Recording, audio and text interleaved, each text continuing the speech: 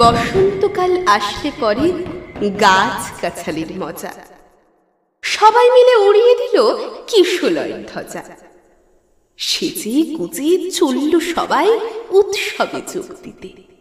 শিমুল পলাশ সবার মাথায় টুকটুকে লাল ফিতে। কৃষ্ণচূড়ার আগুন রঙের ওড়না চুড়িদার, রাধাচূড়ার মতন আছে স্বর্ণচুড়িকার। জারুল পারুল ভাই বোনেতে করছে কি হাঙ্গামা, ওদের যে চাই গোলাপি ও বেগনি রঙের জামা।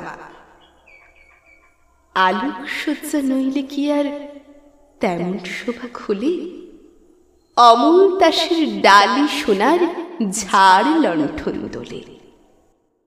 মুখ লুকিয়ে শুকিয়েছিল মাদার গাছের ডাল, দক্ষিণ হাওয়ার খবর পেতে সাজলো লালে লাল। ভিনদেশে কতি থেল শাকিন মাদুরাই, নামখানি তার ছায়া তরু রূপের সীমানায়। রুদ্রপলাশ নামটি বড্ড কঠিন এবং ভারী, কমলা রঙের পাগড়ি তারও কেমন মনোহারী।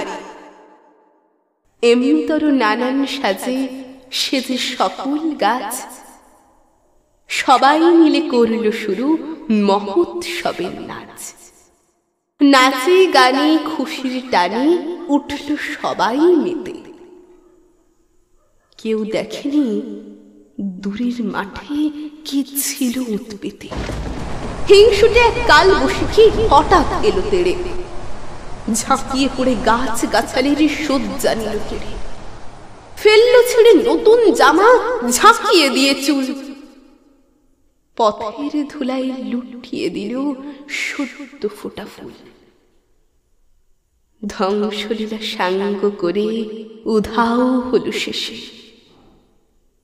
কেন এমন দুঃখ এলো হাসি খুশির দেশে? আসলে কি এমনি করে জীবন ধারা বয়, সুখের ভীষণ কাছেই থাকে দুঃখ পাওয়ার ভয়।